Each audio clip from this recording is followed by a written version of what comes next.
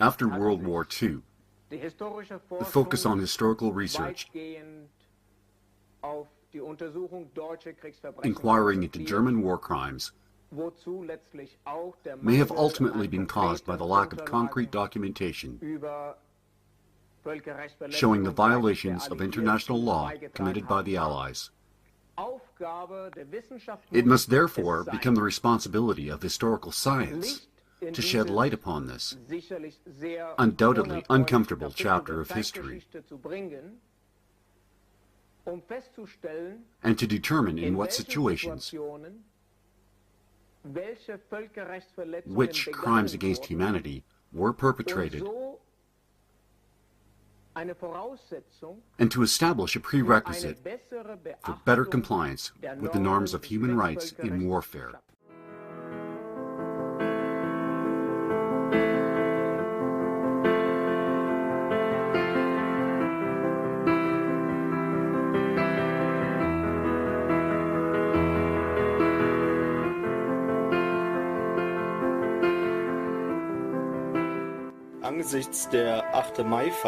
In view of the May 8th celebration in the world and the assertion of an alleged liberation of Germany in 1945, it is the duty of every loyal German to show the other side of the coin.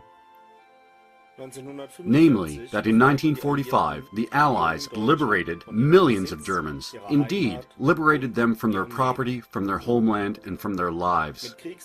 At the end of the war, roughly 11 million German soldiers were in the hands of the Allies. Of those, approximately 8 million in the custody of the British and the Americans. This film addresses the so-called Rhine Meadows camps. We loyal Germans do not celebrate an alleged liberation on May 8th. Instead, on this day, we mourn the German victims who were exterminated after the war by starvation, hypothermia, and other methods of murder.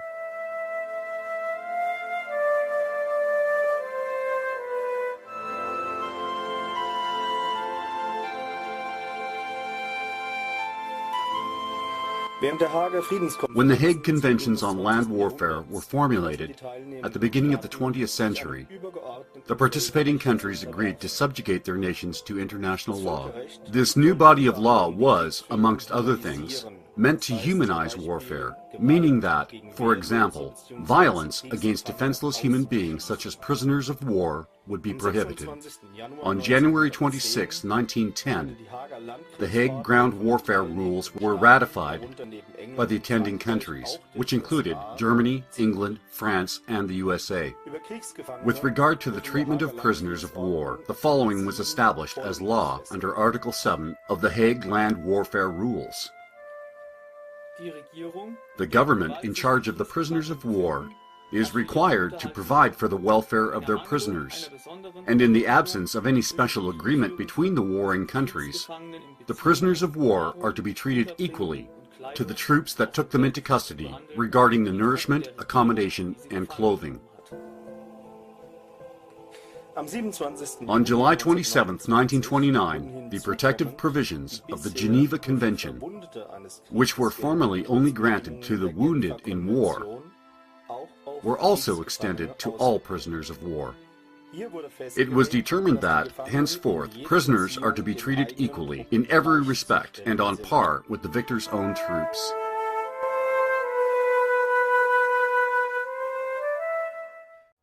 In March 1945, the Americans crossed the Rhine. 6 million German soldiers are taken prisoner. On one day alone, a group totaling 300,000 surrendered. For them, the war was over. The losers can only hope for humane treatment. But their worst nightmare had just begun. At first, I was happy to be in the West, because we all thought, if we're taken prisoner, we'll be better off with the Americans. And so I surrendered, with the hope of humane treatment. I had no idea what the next 5 months would bring, and how disappointed we would become. You arrived in Remagen, and were led through the gates of the camp, or driven through it, and then put into your quarters? Would you care to describe for us what that looked like? Well, the way you described it, it almost sounds as if I was arriving at a nice vacation retreat. But the reality was quite different. The horrors began already in Niederbreisig, and then also in Remagen, in the same way, with an enormous shock. We were chased off of the trucks, and then we saw the alley, the Gauntlet Alley, which the American soldiers formed all the way to the gate with 2 rows, armed with wooden boards, chasing us through the gauntlet with these boards. Come on, let's go, come on, let's go. All was hitting us across the lower back. And this was really an experience which I thought was just not possible. I was thinking then, if soldiers are capable of doing this to other soldiers, then we can expect them to do just about anything to us. Above all, prisoners are supposed to be under the observation of the International Red Cross. And after the conclusion of the conflict, all prisoners are to be released as soon as possible. This addition to the Geneva Convention was also signed by the so-called liberators of 1945. In 1943, however, the Allies agreed in secret to designate the German soldiers not as prisoners of war, but as criminals, in total disregard of international law. The high command of the respective Allied forces were thus free to handle the prisoners as they pleased. In this respect, the Supreme Commander of the Allied forces, the future President, Dwight David Eisenhower, received on March 10, 1945, the authorization from Washington not to release the German prisoners of war held on German ground, but rather to keep them imprisoned as so-called disarmed enemy forces. As a result, the prisoners had no protection under international law and were abandoned to the machinations of the victors. After crossing the Rhine in March of 1945, Americans decided that they did not want to bring the German prisoners of war to the camps which had already been prepared for them in northern France. Instead, by order of Eisenhower, they settled the prisoners of war in the farm fields along the western shore of the Rhine River. Of the 188 American prison camps, dozens were located along the Rhine River and the adjacent wide-open areas. These so-called Rhine Meadows camps stretched from Remagen across Mainz to Bad Kreuznach and all the way across Ludwigshafen. Other camps were frequently dismantled after a while, and the occupants then transferred to the Rhine Meadows camps. At the end of the war, the surrendering soldiers were detained at various battle locations. But also taken into captivity were an unknown number of old men and youths belonging to the Volkssturm, which were civilians in uniform, for example, firemen, National Socialist Party officials, and ordinary civilian members of the party. Furthermore, injured soldiers on leave were rounded up from the hospitals. Female support staff and intelligence personnel, and sometimes even youths, those deemed old enough to hold a weapon, were also taken into custody. The reasons for these breaches of international law and of inhumane treatment cannot be seen as anything other than a determined effort to take the greatest possible number of Germans as prisoners. What happened to the prisoners as they were taken into custody and immediately thereafter was often unpredictable and random. The prisoners were forced onto trucks. They had no idea where they would be taken. One such transport would become a trip of death. We had to stand very close together. They drove very crazily. And suddenly we were tossed about when the truck rounded a curve in the road, and about 30 men fell off the truck, and half of them were killed. Sometimes a comrade would yell when there were apple trees along the road with branches overhead, so that we could duck down. The guy who was in front of me didn't react fast enough. Moving at 60 kilometers an hour, the branch hit him directly in the forehead. He began to collapse, but there was really no place to fall down. As he slowly sank down, his head came to rest between my legs. His skull was cracked wide open. He was finished. The trucks would arrive at the entrance, and the gate would be opened, with lots of commotion, screaming and shouting, and the prisoners were driven out, being smacked with batons. And my first impression was that we were now like farm animals, going into a slaughterhouse. It was really horrible, as everyone tried to run and duck. And it was especially bad for the amputees, some of whom had lost their prosthesis, and were then even beaten with their wooden limbs. Without any regard to uniform, rank, or age, everyone was driven into the cages. We certainly didn't expect to be loved, and we had no expectation that they would be very gentle either. Laverne Keats, former guard at the Remagen camp, remembers how it was. We were all very concerned and worried.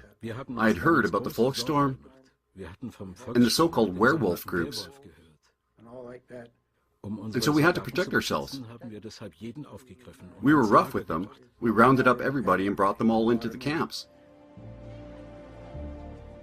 The Americans are obviously not prepared to deal with the swelling numbers of prisoners.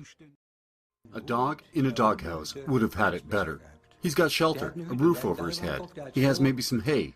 The fact is that for whatever reason, however they justified it to themselves, we were handled worse than animals.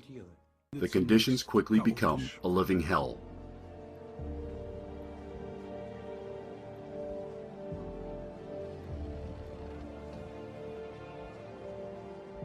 No, we didn't even know where we were going, or even what our job was. We didn't even know who was in charge. There was no organization whatsoever. We had no equipment and no shelter for the prisoners. And it was cold in April. It was really bad. In many camps, from the start, the prisoners received no sort of care whatsoever.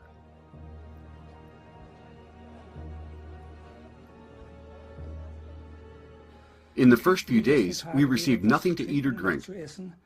And for the first time in my life, I had to experience men drinking their own urine. I even ate grass, like the others, but the human digestive system is not meant for that. To my understanding, it was because the German civilians and the refugees had so little to eat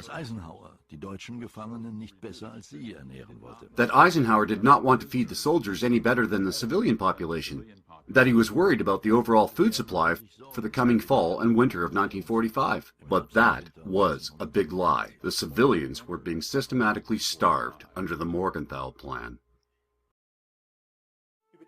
It is impossible to determine the exact numbers of prisoners in the camps, since the Americans deliberately failed to register them.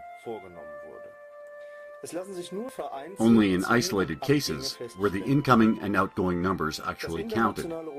The International Red Cross would have had the ability to take on this work, but they were denied access to the camps. It is estimated that between April and September of 1945, well over 5 million prisoners were detained in the Rhine Meadows camps. The American GIs conducted themselves very harshly in an effort to convey to the German soldier that he was completely defeated.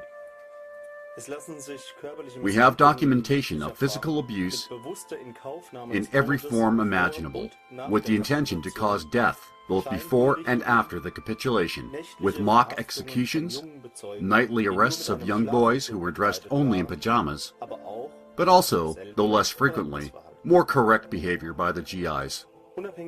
Independent of all this, most of the German soldiers claim that, after their capitulation, they had been repeatedly and systematically plundered by the American soldiers. The Americans stole their watches, their cameras, even their wedding bands. It is no wonder that, in bitter irony, the letters USA were translated into Army of Watch Thieves in the German language. The first thing was, I had to give up my watch. And the thought came over me, these rich Americans are going to steal our watches? That was pretty strange. But it was continuous.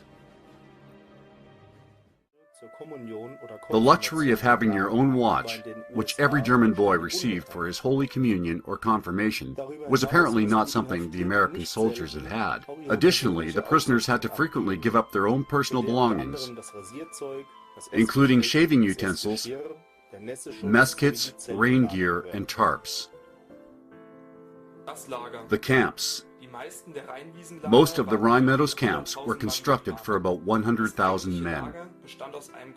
The actual camp was a large square, open field, surrounded by barbed wire fencing and divided into cages. Such cages usually had a length and width of about 800 square feet. Depending on the location, a cage held anywhere from 5,000 to 15,000 prisoners, divided into various groupings. The cages were patrolled from all sides, and at nighttime, floodlights were kept on. Those attempting to escape were subject to immediate execution, but occasionally the guards would simply shoot into the masses for no apparent reason. After some months had passed, many of the prisoners were transferred to France. 10,000 of them were put to work clearing landmines, an often deadly mission. 1 million German soldiers are condemned to live here for many months at a time, cut off from the world in the open fields between Bad Kreuznach and Wese. For Hitler's former soldiers, the war is now over, and they just want to go home. The wait itself becomes a form of torture. But just how was one expected to survive in an empty, muddy field? I saw one comrade laying down in his hole. We had dug these holes about 6 feet long, 3 feet wide, and 3 feet deep. It was a completely barren field, without shelter, not even a blanket, nothing. I said to this guy, "What's with this hole?" He said, "Well, another guy just died about an hour ago. You may as well take it before someone else does. Otherwise, you'll have to dig your own."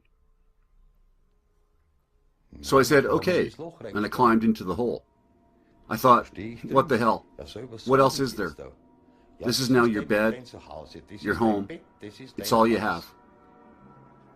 In order to protect themselves from the elements, the prisoners dug these holes with bare hands or empty tin cans.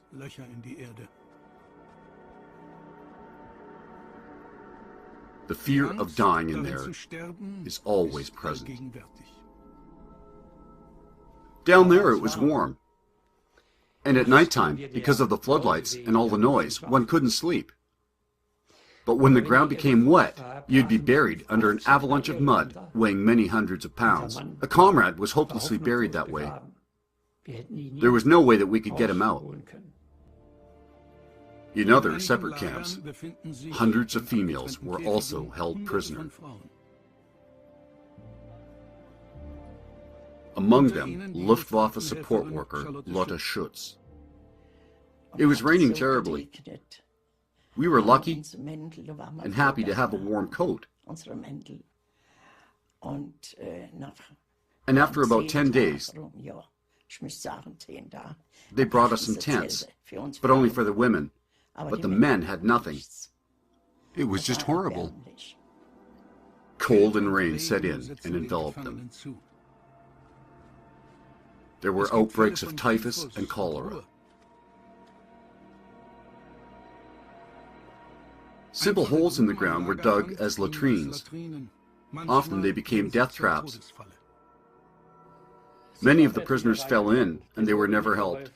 But then they sank down into the cesspit, and they were gone.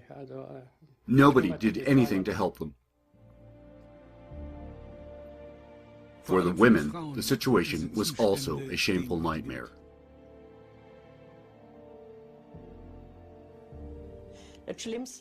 The worst part was at night, when we had to use those open latrines. but even during the day, and you had to go really badly. The Americans would stare, laugh, whistle, and make catcalls. It was awful. Panic and despair begin to set in. Even when food is offered, it is never enough. Soon, these former comrades were fighting each other. The lack of sleep, the permanent thirst, and the chronic hunger would bring a human being to behave like an animal. And it was just horrible. And later, even when the situation improved somewhat, and the first few came in with some hot soup, some of the men attacked them, punching them in the face. I can remember it so clearly now. In 1942 to 44, we saw the Russian prisoners as being subhuman because they would even eat rats. Now for us, the situation was no different. The conditions, however, were not at all comparable. The hunger now is overwhelming, and so too begins theft. If someone was accused of theft and were caught stealing, they would hang a sign on them saying, "I stole from my comrades," and he was done for. Everyone would punch and beat him. They are now totally at the mercy of their captives and cut off from the rest of the world. Whoever is without friends is doomed. In order to improve their own chances for survival, small gangs began to form. The fear of death is overpowering, and their humanity falls by the wayside. They saw and experienced things that still torment the survivors. One guy said to me, "Please, I can't even stand up, I'm so sick." And he was very sick.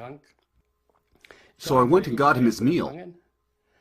And the people there gave it to me. They believed me. And he was so sick, spitting up blood, and eventually he died. But he slept beside me for 10 days like that, which was not good, or very nice to be around. But I continued to get food for him until I personally couldn't stand it anymore, and just had to move away from him, out of that hole. We were located in smaller camps. There were several camps with 70,000 prisoners on this one field, without a building, without a tent. Most of us were without a coat, sitting day and night in the mud, and we were totally full of lice. I myself had to stand in line for 14 hours, up to the ankles in mud, to get a tin can of water. Whoever could not hold out that long fell over and was counted to the dead, because no one would come to bring them any water.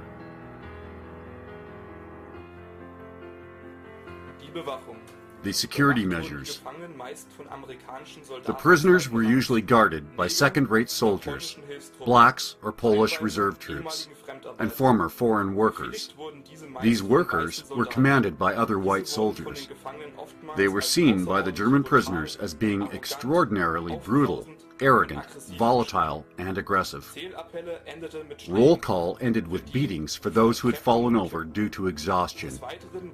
The soldiers of the Waffen-SS were treated with extreme cruelty, receiving long hours of punitive drills, and brutal beatings to the point of death were frequently observed. There was no respect or restraint in the treatment of high-ranking German officers either. American soldier Martin Breck tried to help. Whenever I would throw them food, the so-called K-rations over the fence, to the prisoners, they threatened me with court-martial. But I continued to do it. They warned me. They said, "Stop it. Don't give the prisoners any more food. That's all they're getting." But I did it, and I kept doing it. Those were rare moments of humanity that the prisoners greatly appreciated. It was a really nice warm day, and suddenly this American soldier nudged me from behind, and he shoved a package of concentrated food rations in my pants pocket. I will never forget that. In those moments, when you are alone and you come face to face with one of them, one had the chance to be seen and respected as being a human being. But in that crowd, never. The outrage is that the Americans deliberately killed hundreds of thousands and starved to death a large proportion of them, or caused them to die from exposure. The Russians also took prisoners, but they themselves were deprived. and so the prisoners suffered equally. The guards were not really much better off than their prisoners. The Russians really couldn't do any better because they didn't have the resources. But the Americans, and this is the outrage, they even turned away help from charities, and that was purely by intention and design. American investigations confirmed further war crimes. For example, 104 German prisoners of war suffocated in an American train transport. 24 others and 3 civilians were murdered at Tambach. And in Luxembourg, U.S. soldiers murdered 70 German prisoners of war. The living quarters. Daily, more men and women arrived from preliminary holding camps, behind the front lines, locked in cattle cars, and on trucks, and they were poured out of the trucks like trash into the cages behind the barbed wire. Some of the prisoners had already died during the transport. Life in the camps and the security and futures of these prisoners was determined by the temperament and mood of the local camp commander. Thus, it was a daily battle for personal survival. The prisoners lived through burning heat in the summer and sub-freezing temperatures in winter, on the bare ground, in fields which quickly turned into mud in the rain and the snow, without any shelter over their heads. And we just stood there on the field, and after 3 days, it was a wasteland of mud. I can't even remember now if it really was a meadow or a field. During the 4 months under the American command, each prisoner had roughly 8 to 10 square feet to himself. The prisoners had no tools or materials whatsoever with which to make their camps livable. The only possibility was getting a hold of some cardboard, or using empty tin cans or cutlery for digging, and to dig holes in the ground in which to live, which afforded some protection from the elements. Usually 3 to 5 prisoners shared one such hole in the ground, which was just large enough that they could lay in it sideways. The spring of 1945 was wet and cold. It rained and snowed off and on. The field turned into a wasteland of mud. Ernst Albrecht, then just 18 years of age, tried to protect himself from the elements. If we were lucky enough to get a hold of some tin cans, we would scrape out a hole the length and width of our bodies. If it was raining, we put the blankets over our heads and stayed that way until the blankets were soaked through.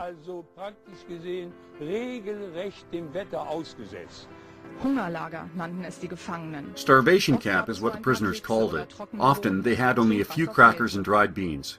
There was no access to drinking water. The digging of these holes was forbidden time and time again, and the prisoners were forced to close them back up. Not just because the ground holes were dangerous, as the rainwater saturated them quickly and they collapsed, but occasionally they would send bulldozers through the camp to seal up the holes, along with the inhabitants within them. Tents were never given out, even though there were plenty of them, in the depots of both the German and U.S. armies. About 40% of the prisoners lived like this in these dirt holes.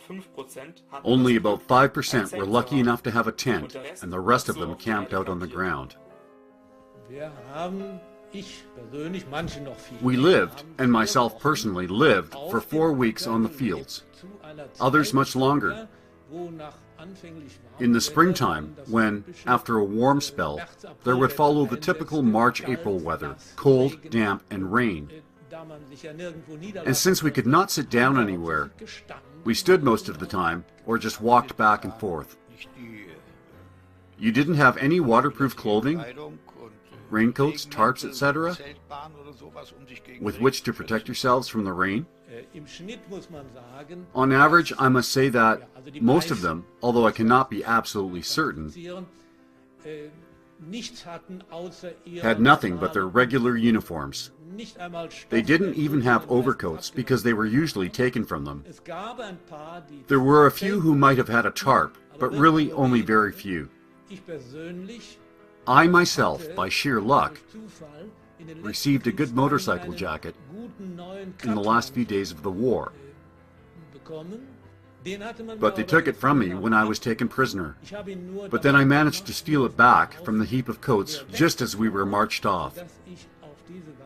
So in that regard, I was a little more fortunate than others. There was only mud. There was no dry place. And since there was only mud, we could only wander around, even at night. But at some point, sleep overcomes you. And so I closed up my coat on the top, just like a pair of pants with a band on the top. And I would let myself drop into the mud, in the hope that I would be able to sleep for a few hours before my feet would begin to freeze. After much delay, we finally had one latrine in every cage. The longer the condition of starvation continued, the weaker the prisoners became. At first, men would help an ill comrade to the latrine, but later they were all so weak that they just relieved themselves wherever they happened to be.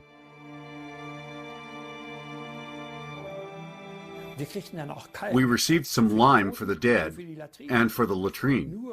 The only problem was, if a completely exhausted man finally made it to the latrine to sit on the rail and, due to exhaustion, then fell backwards into it, he drowned. No one was capable of helping him. After a while, we were only able to crawl. We no longer had the strength even to stand up. There were so many of us like that. Who could possibly help anyone else? It took a long time to get a water station set up. Before that, the prisoners received water quotas. The water was taken unfiltered from the Rhine River or a nearby creek and then pumped full of chlorine to prevent epidemics. For a prisoner to get water, it usually meant that he had to stand in line for hours, even though he was already totally exhausted. Sometimes it took up to 10 hours to get a tin cup of water. Because of their great thirst, some of the prisoners drank from mud puddles, resulting in severe sickness. Their thirst was especially torturous in the summer months, when they were exposed to heat and sun without interruption. A person needs about 1,200 calories during rest, a working man between 2,000 and 3,000 calories per day. The prisoners in the Rhine Meadows in the months of April through July 1945 received only 400 to 900 calories per day. In many camps they received no food at all on Sundays, and the new arrivals had to wait from 2 to 4 days before getting any food. And in this tin can, I had about this much of the food mash. Maybe you can appreciate what it means when I say that for 4 weeks I had no bowel movement. That's how little food I got.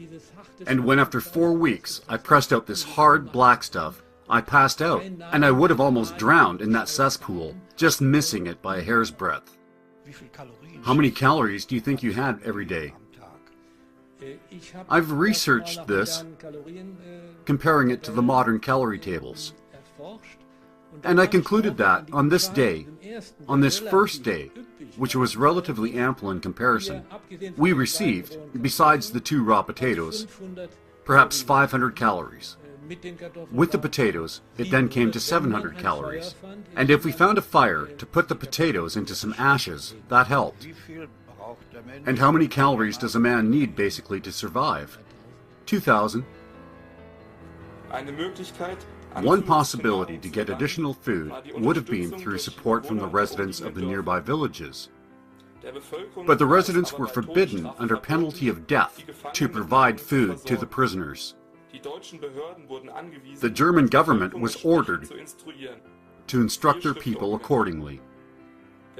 If anyone did try to take some food to the prisoners, he would be driven off or shot by the fence in front of the starving prisoners. There was no medical care in the beginning, and there was no medical equipment set up. And the Americans did not allow German doctors to practice. And if they did so anyways, then it was only from their own resources and without medications and equipment. They could only help with advice or to try to mitigate the pain. The International Red Cross, as mentioned, was not allowed access to the camps. Food and relief supplies, which the Red Cross transported on trains to the camps, were ordered to be returned by Allied Commander Eisenhower. Sick prisoners were not treated in the camps, but were only set aside by the Americans. We can assume that only 20% had a normal amount of food, and that 60% were starving, and 20% had so little food that they died. Camp Kreuznach, the so-called Field of Misery, had a hospital, but they only took patients that would be dead within 24 hours. During the whole imprisonment, the prisoners were under constant stress because they did not know what would happen to them or what was happening all around them politically. They had no idea as to what had happened to their families, and furthermore, they were forbidden to write to their relatives in order to give them a sign that they were still alive. The number of deceased and their fate. First, I need to say that there are no numbers available at all as to the suicides in various forms. Also, no numbers are available about prisoners who died due to the collapse of their foxholes, caused by the inclement weather, or those who were bulldozed over, lying within those foxholes, and who then suffocated in the mud or in the cesspools, or those who died from their injuries. There was only one thing: the will to survive, to make it home someday, or, otherwise, to keel over and die. There are no established numbers of prisoners who died due to punitive measures taken against them, or who were already very close to death and who were sent to an evacuation hospital. Furthermore, there are no records of prisoners that were shot during cases of escapes, or of those who were shot indiscriminately day and night. It was frequently observed that prisoners had to take the clothes off the dead and remove their dog tags and load them onto trucks which had an undetermined destination. A small number of the dead were buried in mass graves right beside the camp. Their clothes were then burned, and the dog tags had to be given to the Americans, who did not give them to the Red Cross, but deliberately melted them down. And here in this field that has since been built upon, you no longer see what really happened here, with all the time that has passed. But here rest an unknown number, thousands of those poor individuals who had been penned in, out in the open, without water and food. In the camp Bretzenheim, for example, there were 3 variations of graves without names. There were graves for those who apparently aroused the anger of the guards. The next one was for those who, for some reason, resisted or who were shot during an escape. The third one was for those who fell into the cesspools or who had been shot in willful random shootings. According to the Americans, only 3,000 prisoners lost their lives at the Rhine Meadows camps, which would be a ratio of not even 1 per 1,000. This data refers to persons who died of their illnesses or due to the refusal of help. Today we have, in a 12-month period, approximately 15 deaths per 10,000 people due to illness for people in the range of 20 to 40 years of age. In these cases, we can assume that these people had had enough food, clothing, a stable place to live, and medical care. Now, compare those to the prisoners who had almost no food and no medical care, and who lived in open fields. Considering these environmental factors, these official numbers are nothing but a sick joke. The unbiased French-Canadian journalist James Bach, in his book Other Losses, determined that the number of the dead to be over 1 million in the Rhine Meadows camps. But where are these victims? In the areas around the former camps, tens of thousands lay buried, but not hundreds of thousands. Where did the U.S. Army trucks take all of these many corpses? Here, it is conspicuous that these U.S. trucks came fully loaded with provisions and supplies from the main supply center in Antwerp, and then returned there empty? No, full of German corpses. Only this would explain the fact that, in Belgium, there are a large number of unidentified corpses of German soldiers and civilians buried there, who could not possibly have fallen in battle during the comparatively short duration of those battles. The Belgian war cemeteries are full of unidentified corpses because their dog tags had been removed, and they were dumped like garbage left and right along the roadside in the woods on the way to Antwerp. Thus, we now accuse you, as to this lie, that we were somehow liberated from something horrible. The fact is, something horrible befell us. 7 million Germans lost their lives during the war. But now, please take note and remember this as the answer to those who would tell you lies. 12 million Germans were murdered after May 8, 1945, and the 1 million who were murdered here, not in meadows, but in the sludge and mud of farmlands by starving them to death within only a few short months, also belong to this number. Tell us, what persuaded the Americans to incarcerate so many innocent people, and for another, to keep them locked up under the conditions presented here? Why were the prisoners not registered? What prevented the Allies from accepting German food supplies, or to use the supplies offered by the Red Cross? Why were these deliberate policies of neglect put into place by the U.S. High Command?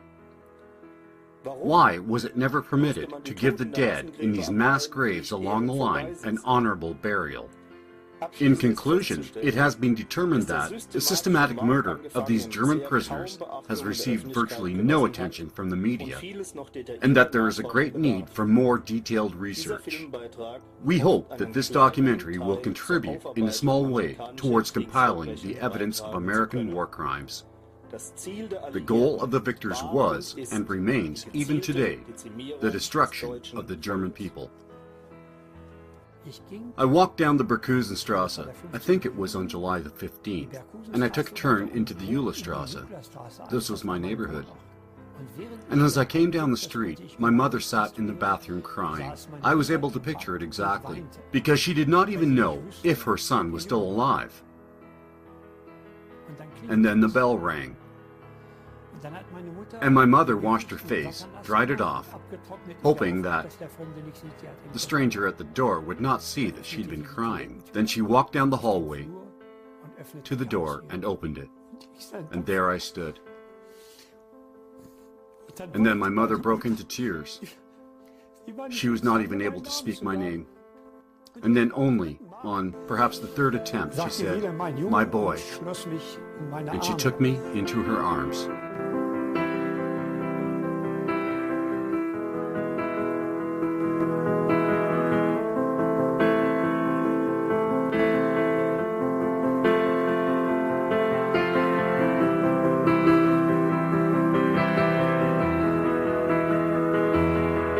Truth is differentiated from half-truths in that it comprises the entire reality.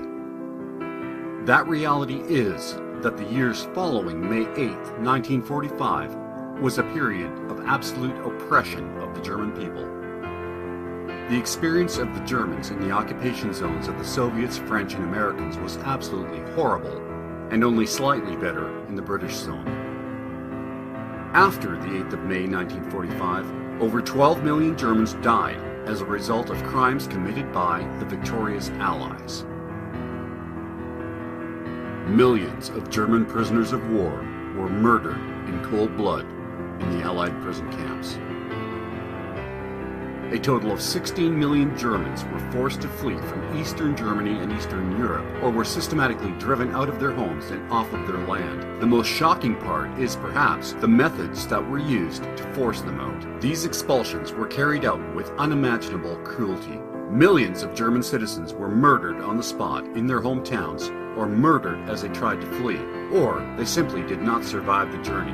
Various causes of death were documented as beatings, summary execution, strangulation, drowning, stabbing, repeated rape, castration, crucifixion, whipping and trampling, burned alive, mutilation, or being stuffed into drums and then pumping them full of sewage. During the Nuremberg show trials, the Soviet interrogating officers frequently had German prisoners of war tortured or shot if they did not admit to their alleged crimes. American and Jewish interrogators, in many cases, let their German prisoners starve for many days, poured feces over them, put sacks over their heads while beating them, in order to soften them up for interrogation. In the Malmedy trial, the accused German prisoners had wooden wedges driven underneath their fingernails or had their testicles crushed in order to force confessions. The U.S. military authority forbade the distribution of provisions and tents to prisoners that were available from the German and U.S. military depots, and they prohibited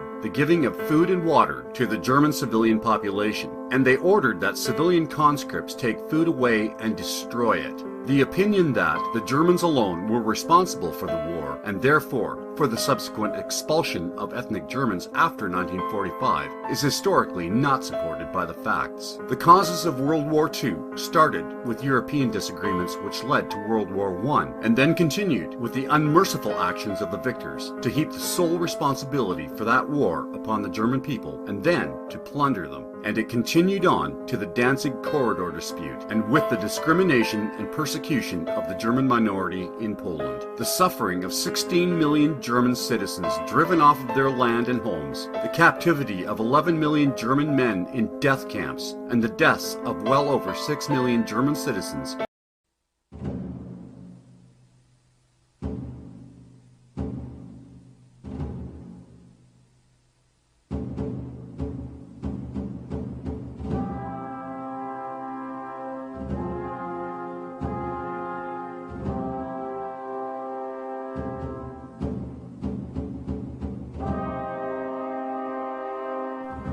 Seit Jahren organisiert das Gedenkbündnis Rheinwiesen. For many years now, the Rhine Meadows Memorial Society has organized an annual march in honor of the victims who were captured, degraded, tortured, and murdered along the banks of the Rhine River following the so-called liberation by the Allies on May 8, 1945. This year, the group focused on the evidence collected from years of investigations into these crimes in order to raise public awareness. Many thousands of informational flyers were handed out to citizens at information booths which they had organized. The group also had to wage a legal battle against the local city authorities who had banned the march, and they were successful. Finally, on March 19, 2011, in the city of Remagen, the march organized by the Rhine Meadows Memorial Society proceeded. Around 300 people gathered in various locations where the World War II Allies had committed these atrocities, both to remind the victors of their crimes and also to pay their respects and to give honor to the untold numbers of victims of these atrocities. It is said that a folk, a people, is only worth as much as the honor it bestows upon its fallen. This phrase drew the ire of left-wing extremists who had arrived and attempted to disrupt and provoke the marchers, attacking them as well as police officers who were trying to keep the peace, pelting them with bottles and other projectiles, but they did not prevent the march. As the marchers, all dressed in black, arrived from all across Germany, they gathered at the various locations, including at a chapel which was built in 1978 in honor of the German prisoners of war. They then proceeded to march, maintaining a high level of discipline, and all conducted themselves honorably.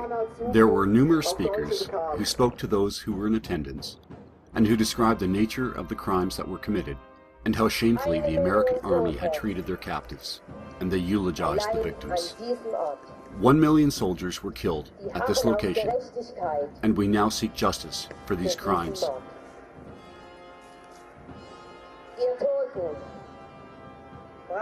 It is our sacred duty to honor the victims and to never forget them.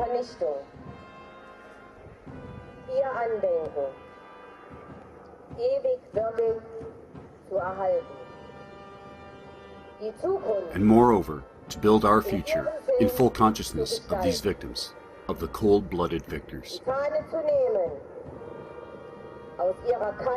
And we must not be distracted or persuaded to forget them, but to always give honor to those who fought for us and paid with their personal sacrifices and their blood for our freedom and our fatherland. Den sie bezahlten mit ihrem Leben, den Traum, den sie heute an uns weitergeben. The first speaker at the memorial service was Sven Lobeck. He gave a detailed description of the crimes and atrocities that were committed against the German prisoners. He said, many years in advance, the Allies had devised this plan, and they conspired to murder as many Germans as they could.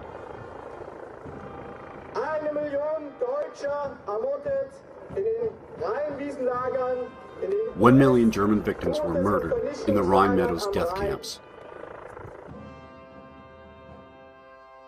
Next, Ralph Tegethoff spoke, and he stated clearly that these death camps had been built after the capitulation, which, so we are told, had ended the war, and as such, they made a total mockery of the surrender and of themselves and their stated intentions for waging that war.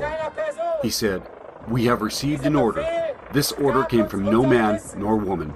This order came from our conscience, to come here and to participate here today."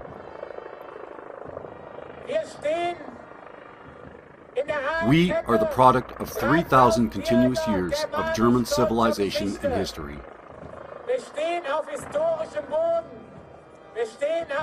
We stand here upon sacred German soil. We stand here along the Rhine, and we give honor to all those who,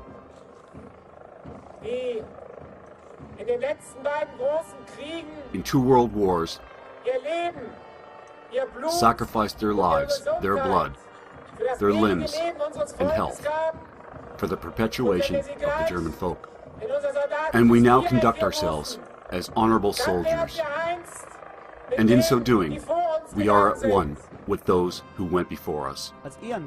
Also in attendance, as an honored guest, was one of the few remaining survivors, Lieutenant Katte, who described his life as a soldier and finally paid his respects to his fallen brothers and sisters.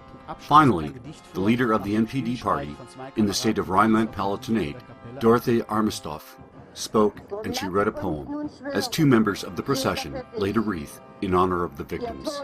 In her closing words, she said, "Now, let us swear, each of us here, to you, our fallen ones. You fought for our folk, and we will remember it always." At the end of the ceremony, there was a roll call for each of the names of the historical German armies and their various branches dating back hundreds of years through to the Second World War, as well as the civilian victims of the Allied terror bombing campaign, the German expellees who were driven from their homes,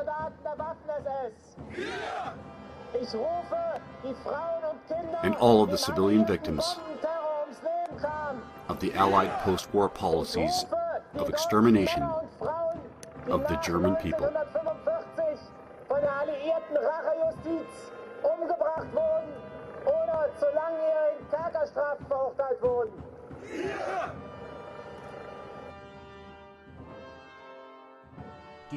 The attendees then solemnly filed out in 3 rows and continued their peaceful march.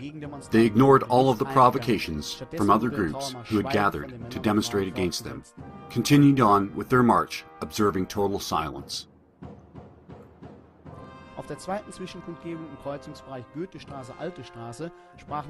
At another location in the city, several other activists spoke to those who had gathered there, one from Dortmund, one from Wuppertal, and another from the Rhine-Main region. Sven Skoda was the last speaker. and he said that they had gathered there on that day to speak out, to break the silence, to challenge the lies, to honor the victims and honor our own people, our traditions and history.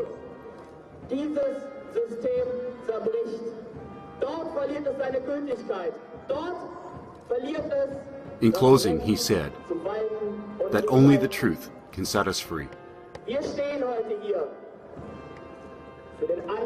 He added, there are still Germans alive today, including young people, who now proclaim that I would rather die than to live in this system under silence and lies. From there, the march continued, back to the train station where they had begun, where the day's events officially came to a close, successfully concluding the 2011 march. Neither provocations nor lies from the mainstream media could prohibit that, on the streets of Remagen, a better Germany could be displayed here for all to see. 1 million victims called us here today to speak for them. 1 million victims will see to it that we are here again next year. Germans from all over our country will be back to do it again.